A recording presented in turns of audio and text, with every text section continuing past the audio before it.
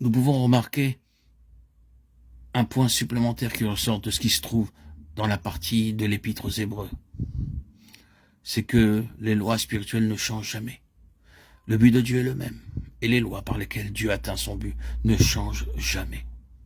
Ainsi, tous ces hommes de l'ancienne dispensation, ces témoins, sont présentés devant nous. Et il nous est donné de voir qu'ils sont mus sur la base des lois spirituelles. Leurs vies furent gouvernées par des lois spirituelles. C'est là ce qui se trouve dans notre pensée. Ces lois ne sont pas des lois pour Abraham seul ou pour une dispensation. Le chemin sur lequel Abraham dut se déplacer en ce qui concerne ces lois, bien sûr, peut être particulier à la vie et au temps d'Abraham. Nous ne vivons pas tous à Our en Chaldée, et ainsi de suite. Cela était simplement la couleur locale et le cadre.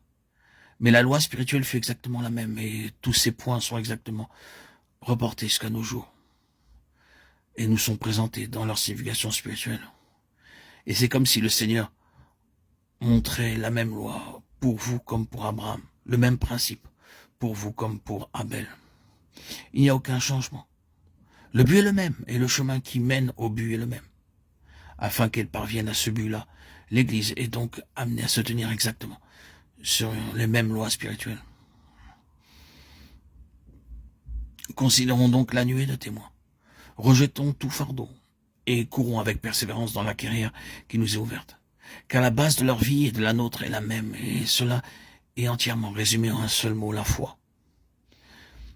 Personne depuis Abel n'a atteint le but, si ce n'est par la foi. Nous n'atteindrons le but d'aucune autre manière. Nous pouvons aussi bien rendre cela immuable. Si je pouvais renforcer cela dans votre cœur par quelques mots supplémentaires, je pense que ce serait ceci.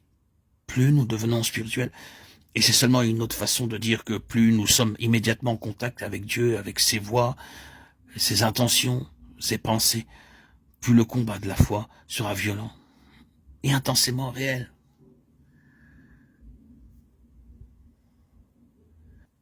Cela peut sembler étrange. Nous pourrions peut-être penser que cela produirait juste l'effet contraire. Mais il n'en est pas ainsi. Et il n'en a jamais été ainsi. Le fait est que plus vous quittez ce qui est tangible, visible, ce qui peut être saisi par le sens naturel, plus vous entrez en contact avec ces forces nues qui ont comme objectif suprême la destruction de la foi du peuple de Dieu. Mais quand le Fils de l'homme viendra, trouvera-t-il la foi sur la terre? Luc 18, 8. Donc l'ennemi concentre ses efforts contre la foi. Satan vous a réclamé pour vous cribler comme le froment. Mais j'ai prié pour toi afin que ta foi ne défaille point. Luc 22, 31, 32. Voyez quel est l'objectif de Satan? La foi. En cela se trouvait le péril de Pierre, à l'heure de son criblage. C'est une consolation de reconnaître ce point-là. Ce fut au moment même où il était accablé par la conscience de sa propre faillite.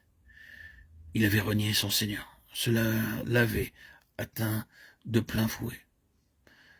Et il en fut écrasé, brisé. Il dit, j'ai renié mon Seigneur. Lorsque vous vous trouvez d'une façon ou d'une autre dans ce domaine de la conscience de votre propre faillite et fiasco, et de la déception du Seigneur que Satan s'y introduit, il s'y précipite et dit, à quoi bon que tu essaies? À quoi bon que tu crois, que tu espères? Tu ferais mieux de tout abandonner. Béni soit Dieu, à l'heure du péril de la foi. Nous avons ce mot d'encouragement. J'ai prié pour toi. Notre foi n'est pas une affaire qui dépend de notre propre force, celle de maintenir quelque chose. C'est une affaire qui dépend de sa prière.